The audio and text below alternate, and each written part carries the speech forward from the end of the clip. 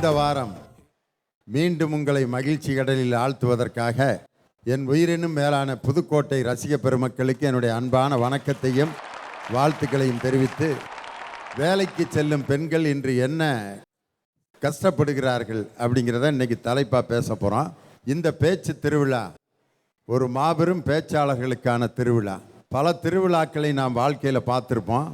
அந்த திருவிழாக்களில் பேச்சாளர்களுக்கென்று ஒரு தனி திருவிழா. அதில் பேச்சாளர்கள் ஒன்று கூடுவார்கள், தன் கருத்துக்களை பகிர்ந்து கொள்வார்கள், அவர்களுக்கிடையே போட்டிகள் நடக்கும். அதில் சிலர் வெற்றி பெறுவார்கள், சிலர் தோல்வி அடைவார்கள். அதற்கு பெயர் தோல்வி அல்ல, வெற்றிக்கான முயற்சி என்றுதான் இதை எடுத்துக்கொள்ள வேண்டுமே ஒழிய, அதில் சிறந்த 2 பேர் தேர்வு செய்யப்பட்டு விட்டார்கள், மீதி 6 பேர் பேசுவதற்கு தகுதி அற்றவர்கள் என்று பொருள் அல்ல. இதே லியோனி பேசிய 1000 மேடைகளில் கிட்டத்தட்ட 300 மேடைகளில் தோல்வி அடைந்தவன் தான் இந்த திண்டுக்கல் லியோனியை ஒழிய, அனைத்து மேடைகளிலும் வெற்றி பெற்றதாக எந்த பேச்சாளனையும் வரலாற்றை நீங்கள் பார்க்க முடியாது. எனவே இது பேச்சாளர்களுக்கான ஒரு பேச்சு திருவிழா. இப்பொழுது தங்கம் அக்மார்க் நல்லெண்ணெய் வழங்கும் பேச்சு திருவிழா. நான் இந்த புதுக்கோட்டையில் ரசித்து பார்த்த அரண்மனையை நீங்கள் முதல்ல பார்த்தீங்க.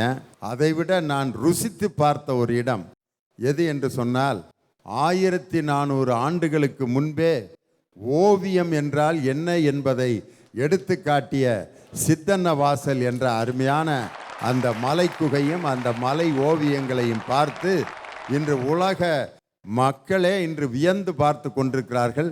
1400 ஆண்டுகளுக்கு முன்பு இப்படி ஒரு அரிய கண்டுபிடிப்பை தமிழன் கண்டுபிடித்திருக்கிறானே என்ற அந்த அதிசயத்தை காணொளி காட்சி மூலம் இப்பொழுது பார்க்க இருக்கிறீர்கள். இதோ புதுக்கோட்டை சித்தன்ன வாசல்.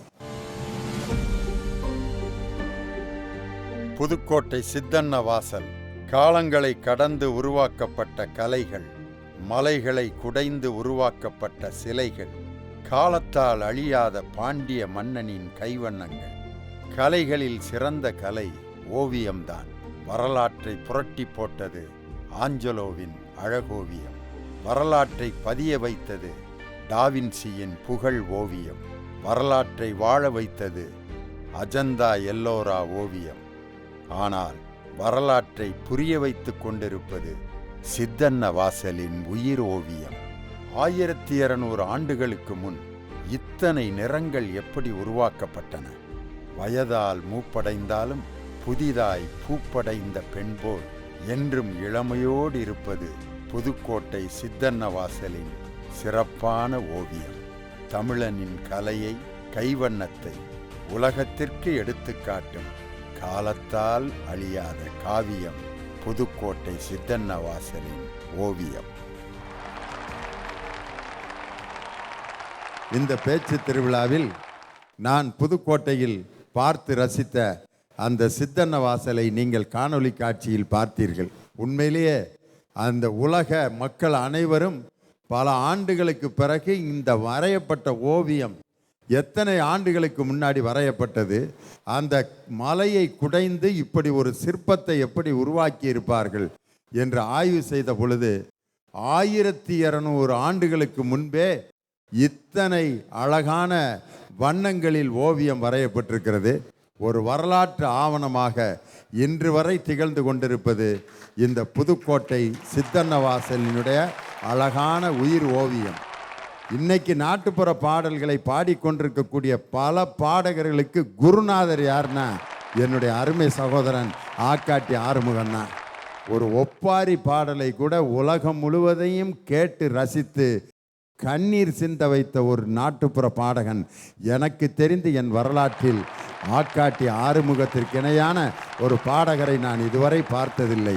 என்னுடைய அருமை சகோதரனுடைய அந்த கலைப்பணி மென்மேலும் சிறந்து தமிழக அரசு அல்ல, இந்திய அரசினுடைய விருதுகளை வாங்குகின்ற அளவிற்கு அவர் கலைப்பணியில் மென்மேலும் சிறக்க வேண்டும் என்று நான் அன்போடு என் சகோதரனை வாழ்த்தி நான் அறிமுகம் செய்வதில் மகிழ்ச்சி அடைகிறேன். இந்த தலைப்புக்கு அவர் தான் சிறப்பு விருந்தினராக வந்து சிறந்த பேச்சாளர்களுக்கு பரிசு கொடுக்க வந்திருக்காங்க. இந்த வாரம் நாம் பேச போகின்ற ஒரு தலைப்பு வேலைக்கு செல்லும் பெண்கள். ஏன்னா பெண்கள் இன்னைக்கு பல வேலைகளுக்கு போகிறாங்க. வேலைக்கு செல்லும் பெண்ணுனா ஏதோ ஆஃபீஸுக்கு பேக் மாட்டிட்டு போகிற பெண்களை மட்டும் நான் சொல்லலை. வயக்காட்டுக்கு வேலைக்கு செய்யக்கூடிய பெண்களும் வேலைக்கு செல்லும் பெண் தான். வீட்டு வேலைகளுக்கு வேலைக்கு செல்லக்கூடிய பெண்களும் வேலைக்கு செல்லும் பெண் தான். அதுபோல சிறு சிறு வேலைகளுக்கெல்லாம் செல்கின்ற பெண்களும் வேலைக்கு செல்கின்ற பெண். அதனால் இதையெல்லாம் கணக்கில் எடுத்து கொண்டுதான் எங்கள் பேச்சாளர்கள் இன்று பேச போகிறார்கள். வேலைக்கு செல்லும் பெண்கள் என்ற அணியிலே தன்னுடைய கருத்துக்களை வழங்க முத்துக்குமரன் வருகிறார். பட்டினி கிடந்து பசியால் மெலிந்து பால்பட நேரிடினும் கட்டி இழுத்து கால்கை முறித்து அங்கம் பிளந்து இழந்து துடித்திடனும் பொங்கு தமிழை பேச மறப்பேனோ. தமிழ் மண்ணுக்கும் தமிழ் மக்களுக்கும் வணக்கம். அடுப்பூதும் பெண்களுக்கு படிப்பதற்குன்னு சொன்ன கும்பலையும் ஊதுற அடுப்பையும் சேர்த்து வச்சு கொளுத்திட்டு உட்கார்ந்துருக்க. நீ எங்கே ஊதுற அடுப்பை பார்க்க முடியுது? எல்லாம் கேஸ் இண்டக்ஷனு. அதுலேயும் வீட்டில் பொம்பளை பிள்ளையை சமைக்குதுன்னு நினைக்கிறீங்களா? பாதிக்கு பாதி ஆம்பளையால் தான் சமைக்கிறான். கொஞ்சம் குறைச்சி சொல்லிட்டேன்னு நினைக்கிறேன். ஒன்றும் கிடையாது. எனக்கு தடுக்கி விழுகிற இடம் பூரா இன்ஜினியரிங் காலேஜ். நானும் ஒரு இன்ஜினியரிங் ஸ்டூடெண்ட். ஆனால் அதுக்கு ஈக்குவலாக இருக்க இன்னொரு காலேஜ் என்ன தெரியுமாங்கய்யா? கேட்ரிங் காலேஜுங்கய்யா. அது என்ன தெரியுமா? சமைக்க சொல்லி கொடுக்குற காலேஜ். அங்கே போய் பாருங்க, 95% ஆம்பளை பிள்ளை தான் படிக்கிறாங்க. எதுக்கு? படிக்கும் போதே 10,000 ரூபாய் சம்பளம். அதுக்கு நினைக்கிறீங்களா?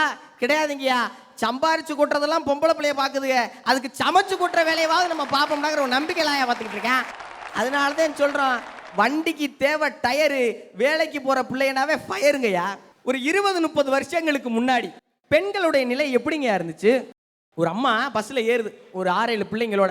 அப்போ கண்டக்டர் கேட்குறாரு, என்னம்மா எதுவும் ஊர் திருவிழாவா? ஊரில் இருக்க பிள்ளைகளை பூரா கூட்டிகிட்டு ஏறுறீங்களே அப்படிங்கிறார்.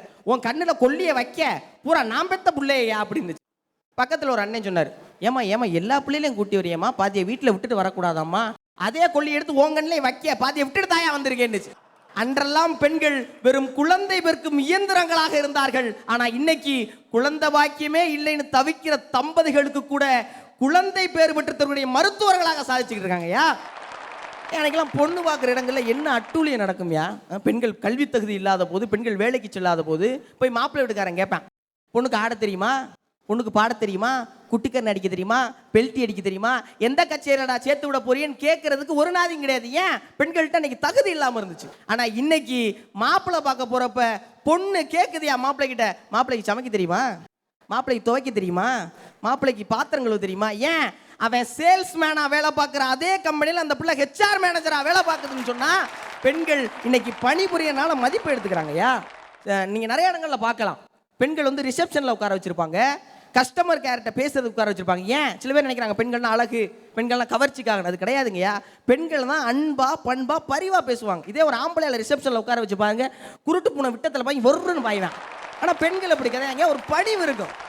சாதாரண ஒரு உதாரணம்யா, ஒரு பள்ளிக்கூடத்துக்கு போய் பாருங்க, ஒரு வாத்தியார் எப்படி பாடம் நடப்பாரு? குட்டி பையில கூப்பிடுங்க, வா, தமிழ்ல முதல் எழுத்து என்ன? ஆ. 2வது எழுத்து தெரியாது, காதை பிடிச்சி நல்லா திருவார், ஆ, இதே 2வது எழுத்து போன்றுவார். இதே ஒரு டீச்சர் அம்மா எப்படிங்க பாடம் நடத்தும்? இங்கே வா, தமிழ்ல முதல் எழுத்து என்ன? ஆ. 2வது எழுத்து தெரியாது டீச்சர். ஒரு சாக்லேட் எடுத்து வாய்க்கிட்ட கொண்டு போங்க, ஆ, இதுதே 2வது எழுத்து. அப்ப பெண்கள் கிட்ட பண்பு இருக்கும், பரிவு இருக்குங்கய்யா. அதனால வேலைக்கு செல்ற இடங்கள் அவங்க சாதிக்கிறாங்க. ஒன்றும் இல்லையா? அப்போ ஒவ்வொரு எழுத்துக்கும் 2 சாக்லேட் வாங்கி தின்னுபிட்டு 1ஆம் கிளாஸ் முடிக்கிறப்ப எவ்வளோ பெருசாக ஆயிடுவேன். காது காணாம போறதுக்கு சாக்லேட் நல்ல விஷயம் தானங்கய்யா. ஐயா, இன்னைக்கு ஒரே ஒரு விஷயம் நல்லா தெரிஞ்சுக்கோங்க. தமிழக காவல்துறை காவலன் SOS அப்படின்னு ஒரு ஆப் கண்டுபிடிச்சிருக்காங்கய்யா. அதை ஃபோனில் டவுன்லோட் பண்ண சொல்லுங்க உங்கள் வீட்டு பெண்களை. அவங்க எங்கே போனாலும் பாதுகாப்பாக இருக்க ஃபோனில் அந்த ஆப்பை பயன்படுத்தியா நம்ம தான் அதிகமான கவனங்கள் செலுத்தணும். உலகின் வாயை தைத்திடு அல்லது உந்தன் செவிகள் இழுத்து மூடிடு. உலகின் வாயை தைப்பது கடினம், உந்தன் செவிகள் மூடுதல் சுலபம் சொன்னா இங்க இருக்க அத்துணை பெண்களுக்கு நான் ஒரே ஒரு அறிவுரை சொல்றேன். யாரு என்ன சொன்னாலும் சரி அதை காதுல போட்டுக்காம நீங்க உங்க வாழ்க்கையில உயரத்துக்கு போனாதான் இந்த சமுதாயம் உங்களை மதிக்குன்னு சொல்லிட்டு இறுதியா சொல்லி முடிவுறேங்கய்யா. நூலு தேவை சேலைக்கு, பெண்கள் போகணும் கண்டிப்பா வேலைக்குன்னு சொல்லி வாய்ப்பளித்த அனைத்து நல்லுள்ளங்களுக்கும் நன்றி பாராட்டி விடுவேன். நன்றி, வணக்கம். 2வதாக வேலைக்கு செல்லும் பெண்கள் என்ற அணியில் பேசுவதற்கு செந்தமிழ். ஐயா, அண்ணன் பஞ்செல்லாம் நல்லா தான் பேசினாரு, சேலை வேலை அப்படின்னு. நாங்கள் வேலைக்கு போக மாட்டோம்னு சொல்லலை, வேலைக்கு போகிற இடத்துல சிக்கலை கொடுக்காம இருங்கன்னு தான் சொல்கிறோம். சார் வேலைக்கு போற பொண்ணை இந்த சமுதாயம் தூக்கி வச்சு கொண்டாடணும் சார். ஆனா வேலைக்கு போற இடத்துல எப்படிப்பட்ட சிக்கல்களை எல்லாம் இந்த பெண்கள் அனுபவிக்கிறாங்க தெரியுமா சார்? தான் பெத்த பிள்ளை வேலைக்கு போறான்னு நெஞ்ச நிமித்தி சொல்ல வேண்டிய ஒவ்வொரு அப்பா அம்மாவும் அவ காலையில வேலைக்கு போயிட்டு சாயந்தரம் பத்திரமா வீட்டுக்கு வந்துட்டா போதும்னு இன்னைக்கு ஒவ்வொரு அப்பா அம்மாவும் நினைச்சிட்டு இருக்காங்களா இல்லையா சார்? வேலைக்கு போற ஒரு பொண்ணுக்கு வீடு தான் சார் மிகப்பெரிய ஆறுதலையும் அரவணைப்பையும் அன்பையும் கொடுக்கணும். ஆனா அந்த வீட்டில் இருந்தால் சார் பிரச்சனையே ஆரம்பிக்குது.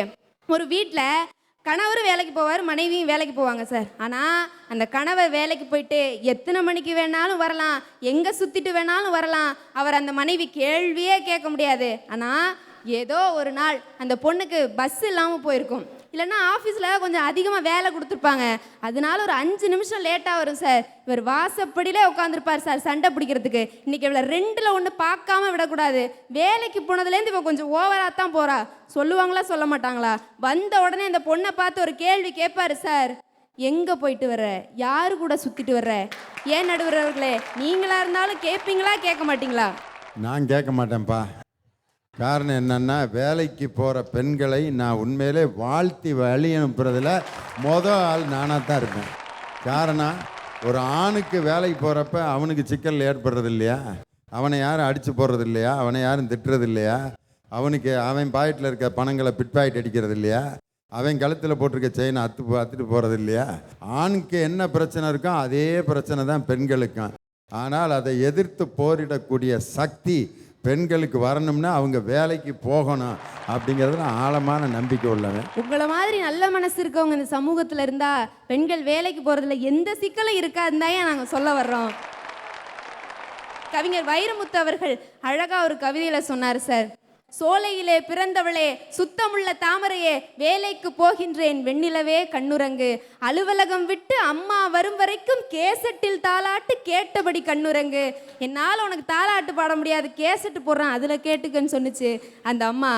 இன்னொன்று சொன்னிச்சு சார், 9 மணிக்கு மேல் உன் அப்பா சொந்தமில்லை, வேலைக்கு போயிடுவார். 9:30க்கு அம்மாவும் சொந்தமில்லை, நானும் போயிடுவேன். கடைசி 4 வரியில சொன்னார் சார் நம்ம கவிஞர், ஒட்டுமொத்த ஆதங்கத்தையும் திரட்டி, தாயென்று காட்டுதற்கும் தழுவி எடுப்பதற்கும் ஞாயிற்றுக்கிழமை வரும், நல்லவளே கண்ணுரங்குன்னு உன் மேல பாசத்தை காட்டுறதுக்கு கூட ஞாயிற்றுக்கிழமை வரைக்கும் நீ வெயிட் பண்ணணும்னு சொன்னார் சார். 2015 வேலைக்கு போட பெண்களோட எண்ணிக்கை 32% இருந்துச்சு. ஆனா இன்னைக்கு 2019 அதை விட அதிக பெண்கள் படிச்சிருப்பாங்க, அதிக பெண்கள் முன்னேறி இருப்பாங்க. ஆனா இன்னைக்கு வேலைக்கு போன பெண்களோட எண்ணிக்கை இன்னைக்கு 28% குறைஞ்சிருக்குன்னா அவங்க வேலைக்கு போகிறது எங்களுக்கு பிரச்சனை இல்லை, அதில் இருக்க சிக்கலை தீர்க்கணும்னு தான் நாங்கள் பேசிகிட்டு இருக்கோம். வாய்ப்பளித்த நல்ல உள்ளங்களுக்கு நன்றி பாட்டி விடைபெறுகிறேன். நன்றி, வணக்கம். ரொம்ப அருமையாக செந்தமிழ் மிக சிறப்பாக பேசினாங்க. இதில் பார்த்தீங்க அப்படின்னு சொன்னால், நாங்கள் கோவா மாநிலத்துக்கு தமிழ் சங்கத்து நிகழ்ச்சி நடத்த போயிருந்தோம். அப்போ ராத்திரி 11 மணிக்கு ஒரு இடத்துல நின்றுட்டு இருந்தோம். வேலைக்கு போயிட்டு பெண்கள்லாம் பஸ்ஸில் இருந்து இறங்கி வந்து பைக்கில் பின்னால் ஒருத்தர் பின்னாடி உட்காந்து அவங்க பாட்டுக்கு போயிட்டு இருந்தாங்க. நாங்கள் நினச்சோம் யாரா அவங்க வீட்டுக்காரர் தான் வந்து அந்த அம்மாவை பைக்கில் வந்து வீட்டுக்கு கூட்டி போகிறாருன்ட்டு. நான் அடுத்த நாள் பார்த்தேன், வரிசை அப்போ ஆண்கள் வந்து ஒரு 15 பேர் பைக்கை வச்சுட்டு நின்றுட்டு இருந்தாங்க. என்னன்னு கேட்டதுக்கு கோவாவில் சொன்னாங்க, இங்கே வந்து இது ஒரு கௌரவமான ஒரு பண்பாடுள்ள ஒரு தொழில் இன்னைக்கு ஆண்கள் செய்கிறாங்க. வேலைக்கு போயிட்டு வரக்கூடிய பெண்களை அவங்க வீட்டில் கொண்டு போய் பைக்கில் கொண்டு போய் விட்டுட்டு அதற்குரிய சம்பளத்தை அவங்க வாங்கிட்டு இருக்காங்க. யாருமே இதுவரைக்கும் எந்த கெடுதலும் எந்த விதமான பெண்ணுக்கு ஒரு தொந்தரவும் இதுவரைக்கும் செய்ததாக சரித்திரமே இல்லை அப்படின்னு சொன்னோன்னு பார்த்து ஆச்சரியப்பட்டேன். ஒரு கண்ணியமிக்க ஆண்கள் அத்தனை பேர் இருப்பதால் தான் ஒரு பெண் நம்பி அந்த பைக்கில் ஏறி போகிற அந்த பண்பாடு இருக்கு பாருங்க. இன்னைக்கு அந்த நம்பிக்கை ஒரு ஆட்டோவில் ஏறக்கூடிய பெண்ணுக்கோ அல்லது ஒரு வாடகை டாக்ஸியில் ஏறக்கூடிய பெண்ணுக்கோ இன்னைக்கு இங்கே இருக்கா அப்படின்னு கேட்டாங்க. அதற்கு அடுத்து பேச வருபவர் அல்மாஸ். 30 ஒளிகளுக்குள் முழு உலகம் அளப்பவளே, உன்னை போல் உயிர் மெய்யோடு இயங்குகின்ற மொழி ஏதும் உண்டோ? அன்னை மொழியே, அழகார்ந்த செந்தமிழே, முன்னைக்கும் முன்னை முகிழ்த்திட்ட நறுங்கனியே, மண்ணுஞ்சுளம்பிருந்த மண்ணுலக பேரரசே, தென்னன் மகளே, திருக்குறளின் மாண்புகளே, முந்தைய குபதியார் முத்த சுமேரியத்தார் செந்திருநாவில் சிரித்தவளே, அன்னையே இளங்கண்ணியே, உன்னை வணங்காமல் இருப்பேனா? உன்னை வணங்கி என் உரையை துவங்குகிறேன். அவைக்கு வணக்கம். வேலைக்கு பெண்கள் செல்லக்கூடாதுன்னு அந்த அணில இருந்து ஒரே ஒருத்தர் பேசியிருக்காங்க. செந்தமிழ்னு பேர் வச்சுக்கிட்டு எந்த மண்ணில் நின்று கொண்டு பேசியிருக்காங்க தெரியுமா? சிவகங்கை சீமையினுடைய மன்னருக்கு ஆண் குழந்தை பிறக்க வேண்டும் என்று அந்த மன்னர் தவம் இருக்கிறார். விதியின் வசம் பிறந்தது பெண் குழந்தை. பாவாடை கட்டி கையிலே பொம்மை கொடுத்து தாட்டவில்லை, போர் உடை தரித்து போர்வாள் கையில் கொடுத்து சென்று வா மகளே போர் வழக்கு என்று வேலு நாச்சியாருக்கு போர் வழக்கிய மண்ணிலே ஒற்றை பெண், உலகமே கண்டு வியந்த ஒற்றை பெண். இதுவரையில் எந்த சிறுமியும் அவ்வளவு குறைவான வயதில் அமைதிக்கான நோபல் பரிசை வென்றதில்லை நடுவர் அவர்களே. அந்த பெண்மணிக்கு அமைதிக்கான நோபல் பரிசு கொடுக்கப்படுகிறது. அந்த பெண்மணியிடம் ஒரு நேர்காணல் நடத்தப்படுகிறது. எப்படி இவ்வளவு துணிவாக தீவிரவாதிகளுக்கு எதிராக போராடினீர்கள் என்று அந்த பெண்ணிடம் இருந்த ஒளிபெருக்கியை வாங்கி தன் கையில் வைத்துக் கொண்ட அந்த தந்தை சொன்னார், நான் சொன்னேன் என் மகளிடம் இந்த தேசத்தினுடைய பெண்களுக்கு படிப்பு கல்வியை வாங்கி தருவது உனக்கான வேலை இல்லை என்று. அப்படி அந்த வேலையை நீ செய்ய போனால், அந்த சமூக சேவையை நீ செய்ய போனால் நிச்சயம் நாம் இறந்து போய்விடுவோம் தீவிரவாதிகளால் சுடப்பட்டு என்று சொன்னேன். அதற்கு என் மகள் என்ன பதில் தெரியுமா சொன்னால், ஓ தந்தையே, நிச்சயமாக இந்த உலகத்தில் இதைவிட ஆனந்தமான இறப்பு எங்குமே இருந்துவிட முடியாது. என் தேசத்தினுடைய குழந்தைகளுக்கு கல்விக்காகத்தானே நான் போராடுகிறேன் என்றால், அந்த குழந்தை வேறும் யாருமல்ல, மலாலா. 17 வயதில் நோபல் பரிசு. நடுவர் அவர்களே, வேலைக்கு செல்வது என்பது இந்தியாவினுடைய கட்டாயமாக்கப்பட வேண்டும். காரணம், எங்கள் ஈரோட்டு கிழவன் தந்தை பெரியார் சொன்னார், இங்கு ஆணும் பெண்ணும் சமம் என்றார். அந்த நிலை வர வேண்டும் என்றால் இங்கு ஆண்களும் பெண்களும் சரிக்கு சமமாக வேலைக்கு செல்ல வேண்டும்.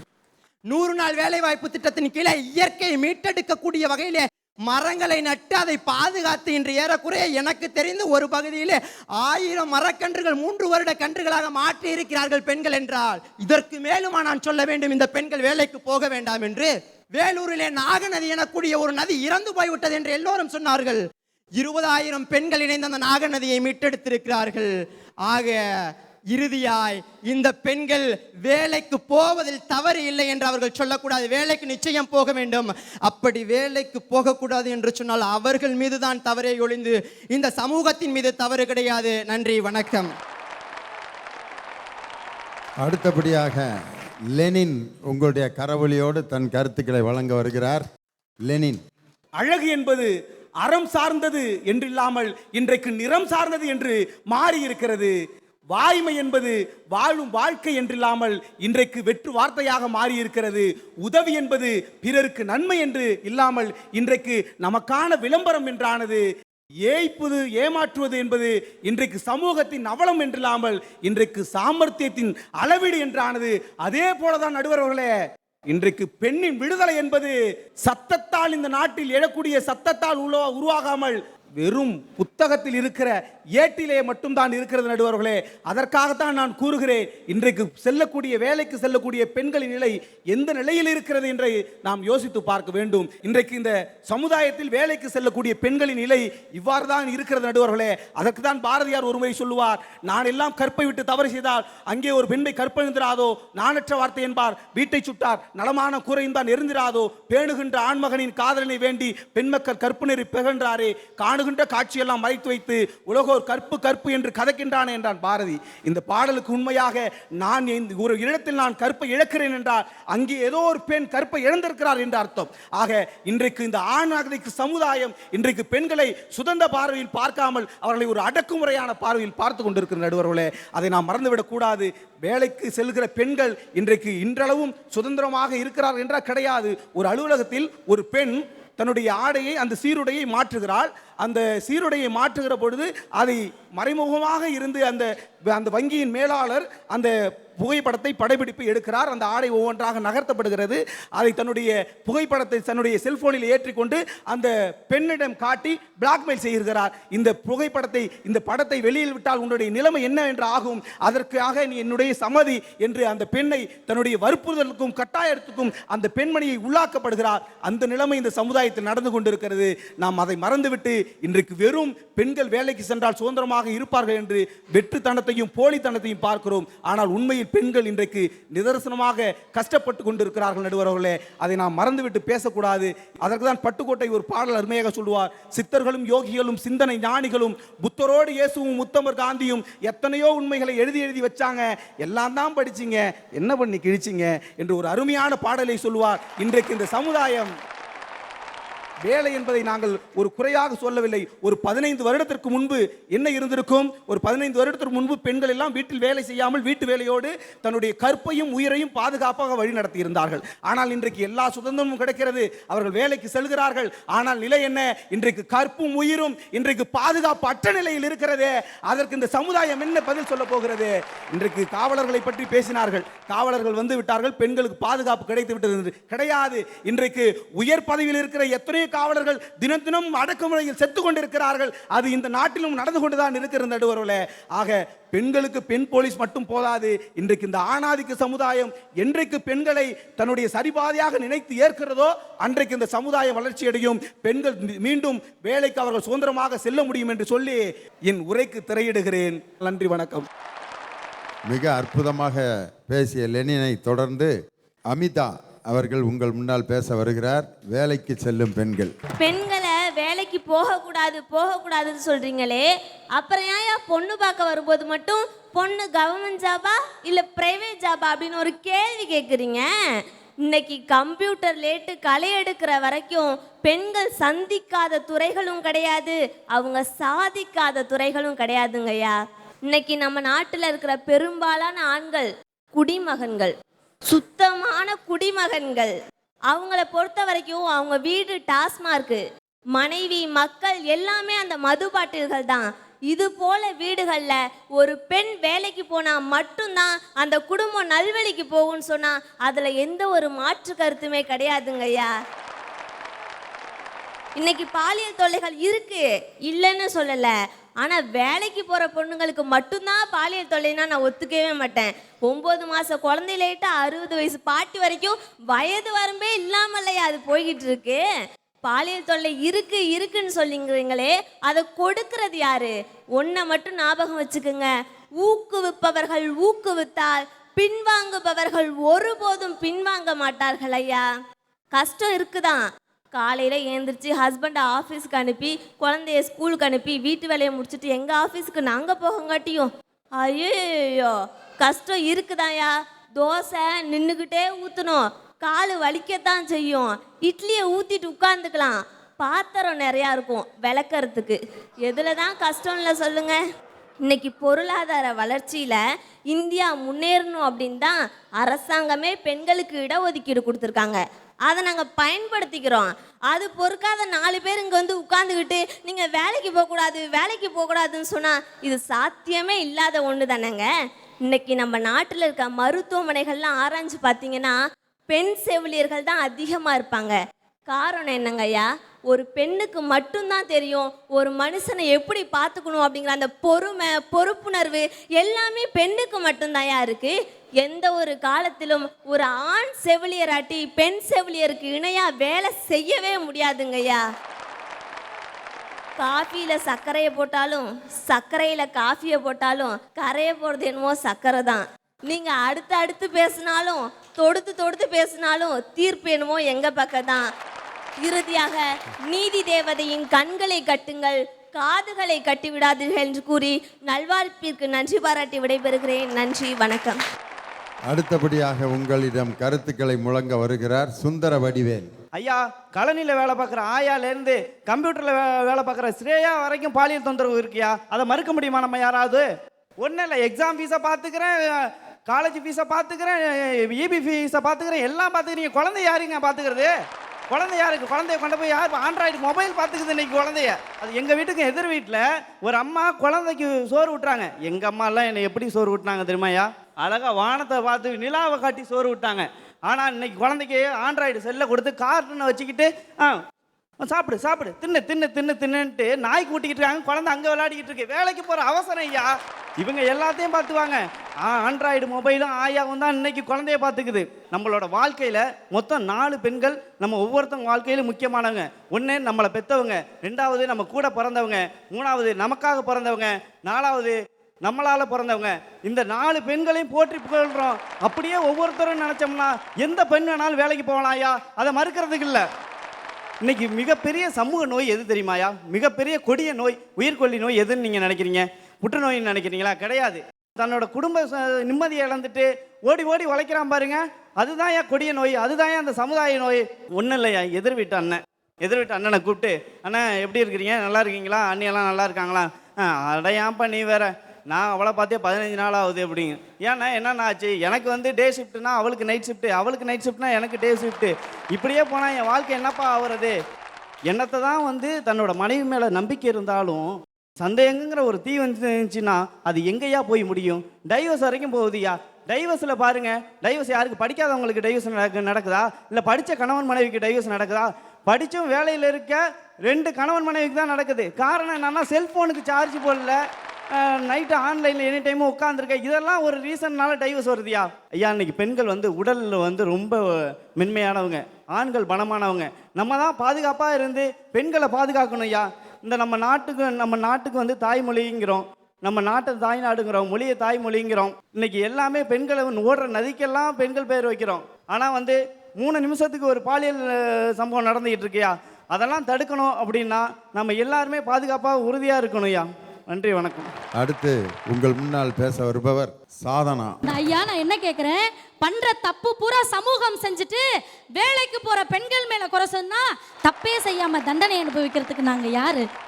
பாரதி சொன்னார், பாரதி அதை சொன்னார், பாரதி இதை சொன்னார். அதே பாரதி தான் சொன்னார், வீட்டுக்குள்ளே பெண்ணை பூட்டி வைப்போம் என்ற விந்தை மனிதர் தலை கவிழ்ந்தார். நான் கேட்கிறேன், எந்த நம்பிக்கையில் நீங்கள் நால்வரும் பேச வந்தீர்? பாரதி சொன்ன வார்த்தைகள் உங்கள் காதில் விழவில்லையா? ஞானிகள் காலத்தில் வாழ்ந்த பாரதிக்கு தெரிந்திருக்கிறது, பெண் என்பவள் அடிமை அல்ல. இன்று விஞ்ஞான உலகத்தில் இருக்கும் உங்களுக்கு ஏன் புரியவில்லை? பெண் என்பவள் சேலை கட்டும் கோழை அல்ல, அவள்தான் உங்கள் வாழ்க்கையை வாழையடி வாழையாக வாழ வைக்கும் உங்கள் கழுத்தில் விழுந்த மலர் மாலை என்பது ஏன் உங்களுக்கு புரியல? இன்னைக்கு பிரச்சனை பிரச்சனை பிரச்சனை எதுலங்க இல்லை பிரச்சனை? வீட்டுக்குள்ள எந்த வேலைக்குமே போகாம சமைச்சு மட்டும் கொட்டுற பெண்ணுக்கு பிரச்சனை இல்லையா? குடிச்சுட்டு குப்பரை விழுந்து கிடக்கிறது இல்லாம வந்து என்ன அடிக்கிறார், வாங்கிட்டு தானே இருக்கிறீங்க. நாங்க வேலைக்கு போய் இவ்வளவு பிரச்சனை, வேலைக்கே போகாம வீட்டில் இருக்கிற பெண்களுக்கு பிரச்சனை இல்லாமையா இருக்கு? பிரச்சனை இல்லாமையா? அதிக பிரச்சனை தான், பெரிய பிரச்சனை. வேலைக்கு போறப்பயாவது கொஞ்சமாவது ரிலாக்ஸேஷன் இருக்கேன். வீட்டில் இருக்கிற பெண்களுக்கு சுத்தமாக கிடையாது. காரணம், தண்ணியை போட்டு நேராக கோவத்தை யார்கிட்ட வந்து காட்டுவான்னா அதுகள்கிட்ட தான். ஏன்னா வெளியில் காமிச்சா வெளுத்து விடுவேன். அதனால தண்ணியை போட்டு கோவத்தை காட்டுறதுக்குன்னே இந்த வீட்டில் வேலை செய்கிற பிள்ளைங்க அதுக்கு எங்கே போகுதுங்க? அருமையான பாயிண்ட் எடுத்து கொடுத்தீங்கம்மா. ஆமாம், அப்படி இருக்கிற உங்களுக்கே வாழ்க்கை வந்து இவ்வளவு சுவாரஸ்யமாக இருக்கும்போது எங்களுக்கு என்னங்க குறைச்ச? நாங்கள்லாம் நல்ல சந்தோஷமாக வாழ்க்கையை ரசித்து ரசித்து வாழ்ந்துகிட்டு இருக்கோம் நடுவர்களே. எங்களுக்கெல்லாம் எந்த பிரச்சனையும் கிடையாது நடுவர்களே. இன்னைக்கு பாருங்கள், பிரச்சனை பிரச்சனை பிரச்சனைன்னு சொன்னாங்கல்ல, அவங்க எல்லாரும் என்ன பண்ணுறாங்க? பிரச்சனையை கட்டி அணைச்சி வச்சிருக்காங்க. நாங்கள் பிரச்சனையை பிரித்து அணைச்சி எரிஞ்சிட்டோம் நடுவர்களே. அதுதான் அவங்களுக்கு எங்களுக்கு உள்ள வித்தியாசம்.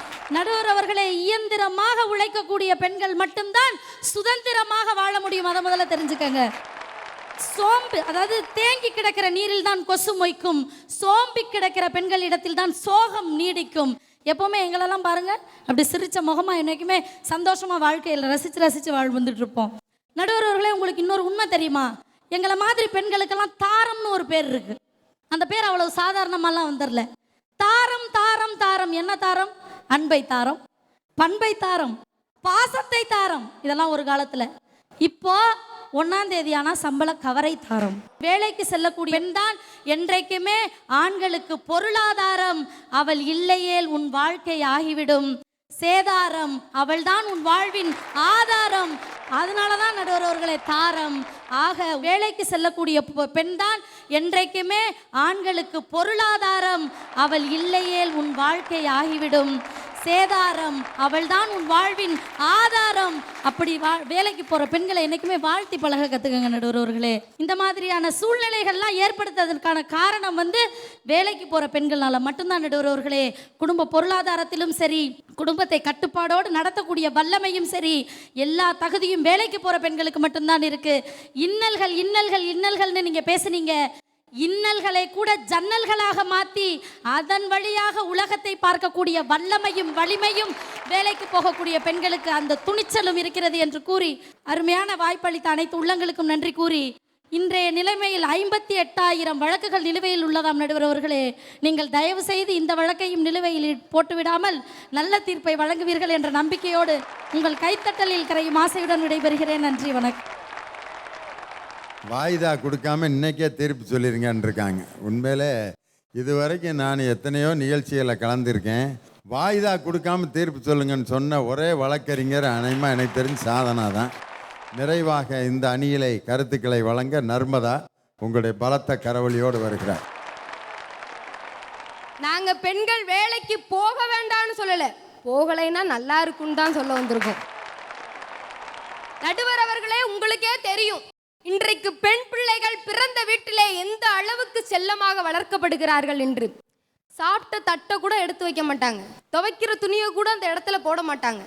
ஆனா அப்படி இருக்கிற பெண் பிள்ளைகள் ஒரு இடத்திற்கு புகுந்த வீட்டிற்கு போனதுக்கு அப்புறம் பாரதி சொன்னதை போல கொண்டவனுக்கு எது பிடிக்கும், குழந்தைகளுக்கு எது விருப்பம், தண்டூன்றி நடக்கும் மாமன் மாமிக்கு எது விருப்பம் என்பதை அறிந்து, தண்டூன்றி நடக்கும் மாமன் மாமிகளுக்கு எது விருப்பம் என்பதை அறிந்து அந்த சூழ்நிலைக்கேற்ப தனக்கு விருப்பமோ இல்லையோ தன்னை மாத்திக்கிட்டு அங்க உள்ள வேலையெல்லாம் பார்க்கறது யாரு? பெண்மணிகள் தான். அதனாலதான் நாங்க கேட்கிறோம், இங்கேயும் இவ்வளவு கஷ்டப்பட்டு வெளியிலையும் போய் அவங்க கஷ்டப்படணுமானு. இதையும் மீறி ஒரு பெண் வேலைக்கு போறான்னா அவ சந்திக்கிறது வெறும் தொல்லையா மட்டும்தான் நடுவர் அவர்களே இருக்குது. இன்னைக்கு பாத்தீங்கன்னா போற இடத்துல பிரச்சனை, பஸ்ல ஏறும் போது இறங்குறவனால பிரச்சனை, இறங்கும் போது ஏறுறவனால பிரச்சனை. இன்னைக்கும் பல தாய்மார்கள் ஹேண்ட்பேக்கை பொருள் தாங்கியாக பயன்படுத்தவில்லை, இடை தாங்கியாகத்தான் பயன்படுத்தி கொண்டிருக்கிறார்கள் என்பதுதான் நிதர்சனமான உண்மை. தொல்லையிலையும் பெரிய தொல்லை என்ன தெரியுமா? பாலியல் தொல்லை. தன்னுடைய தாரத்தை மட்டுமே தொட வேண்டியவன் தாயாக மதிக்க கூடியவர்களையும் பச்சிளம் குழந்தையையும் தொடுகிறான். ஏனோ அவனுக்கு தெரியல, பச்சிளம் குழந்தையை தொடுவது தன்னை ஈன்றவளை தொடுவதை விட கேவலமானது என்று அவனுக்கு தெரியல. ஐயா, இன்னைக்கு பெண்ணடிமை இல்லைன்னு சொல்றாங்களே, அவங்களுக்கெல்லாம் நான் ஒரு சவால் விடுறேன். இப்ப நான் சொன்ன தொல்லையில ஒரு தொல்லைய கூட நான் சந்திச்சது இல்ல அப்படின்னு சொல்ற ஒரு பெண்மணியை முன்னாடி நிக்க வச்சு பாருங்க. நிக்க வைக்க முடியாது. ஏன்னா நம்ம நாட்டோட நிலைமை அப்படி. அதனால தாங்க சொல்றேன், பெண்கள் வெளியில வேலைக்கு போகாம இருக்கிறது நல்லதுன்னு. நடுவர் அவர்களே, திருவள்ளுவர் உலக புகழடைய காரணம் அவருடைய மனைவி வாசுகி. மகாத்மா காந்தியடிகள் தேச பிதாவாக காரணம் அவருடைய மனைவி கஸ்தூர்பாய் காந்தி. ஏபிஜே அப்துல் கலாம் விஞ்ஞானியாக காரணம் அவருடைய தாய். இப்படி பெண்மணிகள் வேலைக்கு சென்று தங்கள் வாழ்க்கை தரத்தை உயர்த்தவில்லை, வீட்டிலிருந்து சந்தோஷத்திலும் துக்கத்திலும் பங்கு கொண்டதனால்தான் இது சாத்தியமாயிற்று. இன்னைக்கு ஒரு மனுஷன் தாய் கிட்ட 25 ஆண்டு காலத்தை கழிக்கிறான், தாரத்துக்கிட்ட 75 ஆண்டு காலத்தை கழிக்கிறான். ஆனா வேலைக்கு செல்லும் பெண்கள்கிட்ட பாத்தீங்கன்னா கூட்டி கழிச்சு பார்த்தா தாயா ஒரு 10 வருஷம், கூட்டி கழிச்சு பார்த்தா தாரமா ஒரு 10 வருஷம். பின்ன அந்த பெண் எந்த வாழ்க்கை தான் வாழ்றா? நீங்க என்னை கேட்கலாம், இவ்வளவு பேசுறியம்மா, நீ படிச்சுட்டு வேலைக்கு போக போறியான்னு. படிச்சும் வேலைக்கு போக கூடாதுங்கிறதுனால தான் நான் இன்ஜினியரிங் எடுத்து படிச்சுக்கிட்டு இருக்கேங்க ஐயா. ஏம்மா நான் கேட்குறேன், கல்யாணம் ஆகி 30-35 பவுன் வாங்கிட்டு போறீங்கல்ல, எல்இடி டிவி வேணும், ஃப்ரிட்ஜு வேணும், வாஷிங் மிஷின் வேணும்னு கேட்டு வாங்கிட்டு போறீங்கல்ல, இதில் 365 நாள் ரிப்பீட்டே ஆகாமல் இருக்கிறதுக்கு புடவை வாங்கிட்டு போறீங்கல்ல, இத்தனையும் வாங்கிட்டு போய் எதுக்குமா நீங்கள் வேலைக்கு போறீங்க? உட்காந்து அனுபவிங்க. ஏன்னா நீங்கள் வேலைக்கு போனாலும் வெகுமதி உங்களுக்கு கிடைக்க போறதில்லை. ஒரு குதிரை என்னதான் வேகமாக சென்றாலும் அதற்குடைய பெருமையும் பதக்கமும் அந்த ஓனருக்கு தான் கிடைக்கும். அது மாதிரி என்னதான் நீங்க குதிரையா ஓடினாலும் அந்த சம்பள கவர் உங்க புருஷங்கிட்ட தான் கிடைக்கும். இன்றைக்கும் பல தாய்மார்களுடைய ஏடிஎம் கார்டு அவங்களோட புருஷங்கிட்ட தாங்க இருக்கு. அன்றைக்காவது சீதை ஒரு முறைதான் அக்கினி பிரவேசம் செய்தால், இன்றைக்கு அலுவலகத்திற்கு செல்லும் பெண்கள் அன்றாடம் அக்கினி பிரவேசம் செய்து கொண்டிருக்கிறார்கள் என்பதுதான் நிதர்சனமான உண்மை. என்னதான் இந்தியா இன்னைக்கு வல்லரசாக போகிறது அப்படின்னு மார்த்தட்டி மகிழ்ந்து கொண்டிருந்தாலும் பெண்களுக்கு பாதுகாப்பு இல்லாத இடத்தில் இந்தியா 4வது நிலையில் இருக்கிறது என்பதை கூறும் பொழுது வெக்கமா இல்லையா? இந்த நிலை என்று மாறுகிறதோ அன்று பெண்கள் வெளியே போகட்டும், வேலை பார்க்கட்டும் என்று சொல்லி எனது உரையை முடிக்கிறேன். நடுவர் அவர்களே, தீர்ப்பு அத்திப்பட்டி அஜித் மாதிரி இருக்கணும், ஆப்போசிட் அணி அழிகிற மாதிரி இருக்கணும்னு சொல்லி விடைபெறுகிறேன். நன்றி, வணக்கம். ஆரம்ப காலத்தில் பெண்களுக்கு விதிக்கப்பட்ட ஒரு சட்டம் என்னன்னா, பெண்களுக்கு 4 குணங்கள் சொல்லியிருக்காங்க. ஒன்று அச்சம், மடம், நாணம், பயிர்ப்பு. இந்த 4 குணத்துக்கு அர்த்தம் என்ன தெரியுமா? ஒரு பொம்பளை பிள்ளை பார்த்தோன்னா எதை பார்த்தாலும் பயப்படணும். அப்படி இருந்தால் தான் அதுக்கு பேர் பொம்பளை பிள்ளை. அச்சம். இன்னொன்று மடம், அப்படின்னா முட்டாள்தனமாக இருக்கணும். அப்படி இருந்தால் தான் அதுக்கு பேர் பெண்ணு. 3வது நாணம், எதுக்கு எடுத்தாலும் வெக்கப்படணும். வெக்கப்பட்டால் தான் அதுக்கு பேர் பெண்ணு. 4வது குணம் தான் ரொம்ப பரிதாபமான குணம். பயிர்ப்புன்னா என்ன அர்த்தம் தெரியுமா? விஷயம் தெரிஞ்சிருந்தா கூட தெரியாத மாதிரி நடிக்கணுமா. இது எவ்வளோ பெரிய கொடுமை பாருங்க. ஒரு நல்ல விஷயம் தெரிஞ்சிருந்தா கூட தெரியாத மாதிரி நடிக்கணும். அந்த 4 குணம் இருந்தால்தான் ஒரு பெண் பெண்ணாக ஒரு காலத்தில் மதிக்கப்பட்டாள். இன்னைக்கு நான் சொல்கிறேன், அச்சம், நாணம், மடம், பயிர்ப்பு என்ற 4 குணங்களால் பெண் நாசமாய் போனாலே ஒழிய எந்த ஒரு பெண்ணும் இந்த 4 குணங்கள் இருந்தால் இன்னைக்கு வாழவே முடியாது. பழைய புறநானூற்று பாடல் என்ன சொல்கிறாங்க? ஈன்று புறந்தருதல் என் தலை கடனே, சான்றோன் ஆக்குதல் தந்தைக்கு கடனே. பெத்து போடுறது தான் பெண்ணோட வேலை, அவனை அறிவாளி ஆக்கிறது அப்பாவோட வேலை. இது நடக்கிற காரியமா இன்னைக்கு? ஒரே ஒரு சம்பவம் சொல்கிறேன். ஒரு நாகப்பட்டினத்தில் ஒரு பள்ளி வேன் வந்து ஒரு ஆற்றுல கவுந்துருச்சு. அதில் 11 குழந்தைகளை ஒரு பெண் காப்பாற்றி கொண்டு வந்து 11 பிள்ளைகளை காப்பாற்றிட்டு 12வது பிள்ளையை காப்பாற்ற போகிறப்ப அந்த டீச்சர் மூழ்கி இறந்து போயிட்டாங்க. கவிஞர் வாலி அந்த நாகை சாந்தி என்ற அந்த டீச்சருக்கு ஒரு கவிதை எழுதியிருந்தார். என்ன எழுதினார் தெரியுமா? பெண்கள் எல்லாம் மூழ்காமல் இருந்துதான் ஒரு குழந்தையை பெற்றெடுப்பார்கள், ஆனால் சாந்தி நீ மூழ்கி 11 குழந்தைகளை பெற்றெடுத்த ஒரு தியாக தாய் நீ தான் அப்படின்னு சொன்னார். மூழ்கி 11 குழந்தைகளை ஒரு பள்ளியினுடைய ஆசிரியை காப்பாற்ற முடியும் என்று சொன்னால், பெண்ணுக்கு துணிச்சல் என்று வந்துவிட்டால் எவ்வளவு பெரிய வேலையையும் அவர்கள் சாதித்து காட்டுவார்கள். ஏட்டையும் பெண்கள் தொடுவதில்லை என்று எண்ணி இருந்தவர் மாய்ந்துவிட்டார், வீட்டுக்குள்ளே பெண்ணை பூட்டி வைப்போம் என்ற விந்தை மனிதர் தலைகவிழ்ந்தார் என்ற பாரதியினுடைய கூற்று இன்று நனவாகி கொண்டிருக்கிறது. சந்தித்தெரு பெருக்கும் சாத்திரம் கட்டிடுவோம், ஆலயம் செய்வோம், கல்வி சாலைகள் வைப்போம், ஆலைகள் வைப்போம், கல்வி சாலைகள் வைப்போம் என்று பாரதி கண்ட கனவு எப்படி இன்று நனவாக்கி கொண்டிருக்கிறதோ அதுபோல ஏட்டையும் பெண்கள் தொடுவதில்லை என்று எண்ணியிருந்தவர் மாய்ந்துவிட்டார், வீட்டுக்குள்ளே பெண்ணை பூட்டி வைத்தோம் என்ற விந்தை மனிதர் தலை கவிழ்ந்ததைப் போல இன்று பெண்கள் தைரியமாக வேலைக்கு சென்று கொண்டிருக்கிறார்கள். அதற்கு காரணம் ஆண்களுடைய பண்பாடு இன்று அதிகமாக வளர வேண்டும் என்ற ஆவல் எனக்கு இருக்கிறது. அவர்கள் பண்பாட்டோடு நடந்து கொண்டால் இன்னும் ஆயிரக்கணக்கான பெண்கள் வேலைக்கு வருவார்கள். அந்த பண்பாட்டை நாம் தொடர்ந்து காப்பாற்றினால் பெண்கள் வேலைக்கு போவதால் எந்த விதமான பிரச்சனையும் இருக்காது. நம்பிக்கையும் அன்பும் கருணையும் எந்த சமுதாயத்தில் இருக்கிறதோ அங்கு பெண்ணுக்கும் விடுதலை கிடைக்கும் என்ற ஆழமான பாரதிதாசனுடைய கவிதையில் நம்பிக்கை வைத்து இந்த விவாதத்தை நிறைவு செய்கிறேன். இப்பொழுது சிறந்த பேச்சாளர்களை தேர்வு செய்யும் அந்த நிகழ்வு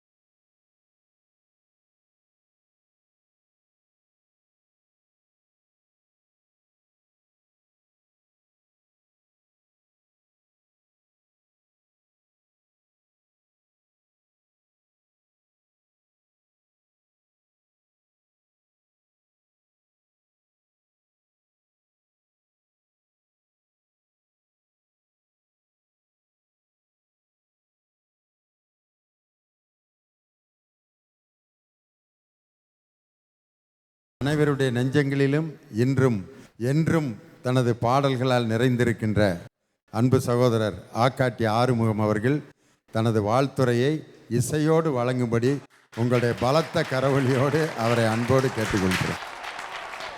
ஏழை குருவி ஏனி ஏங்கி எழக்கூடாது, கத்தும் குருவி ஏனி கதறி எழக்கூடாது. ஏழை குருவி ஏனி ஏங்கி எழக்கூடாது, கத்தும் குருவி ஏனி கதறி எழக்கூடாது. வளை என்ன பெருங்கணமா, அதை அறுக்க வழிகளும் இருக்குதம்மா. பறக்கும் குருவி ஏனி பதறி எழக்கூடாது, கொத்தும் குருவி ஏனி கூவி எழக்கூடாது. போராட தெரிஞ்சுக்கணும் ஏ குருவியே, புயலாக பறந்திடணும்.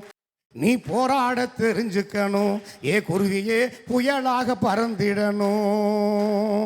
தன்னேனே நானே தன்னே நன்னே நானே நன்னே, தன்னேனே நானே தன்னே நன்னே நானே நன்னே, தன்னே நன்னே நன்னே நன்னானே, தன்னை நானே தன்னே நன்னே நன்னே நன்னானே, தன்னை நானே தன்னே நன்னே நன்னே நன்னானே, தன்னை நானே தன்னே நன்னே தன்னே நன்னானே. மரியாதைக்குரிய நகைச்சுவை தென்றல் ஐயா லியோனி அவர்களுக்கும் நம்முடைய கலைஞர் தொலைக்காட்சிக்கும் மற்றுமுள்ள இந்த நிகழ்ச்சியினுடைய பொறுப்பாளர் அத்தனை பேருக்கும் நான் மட்டுமல்ல, தமிழகத்தில் இருக்கிற ஒட்டுமொத்த நாட்டுப்புற கலைஞர்களின் சார்பிலும் புதுக்கோட்டையிலே நான் சார்ந்திருக்கிற தமிழக நாட்டுப்புற மேடை கலைஞர்கள் சங்கத்தின் சார்பிலும் என்னுடைய மனமார்ந்த நன்றியையும் நன்றி கலந்த வணக்கத்தை தெரிவித்துக் கொண்டு இந்த நிகழ்ச்சி வெல்லும் வெல்லும் என்று சொல்லி விடைபெறுகிறேன். நன்றி, நன்றி, வணக்கம்.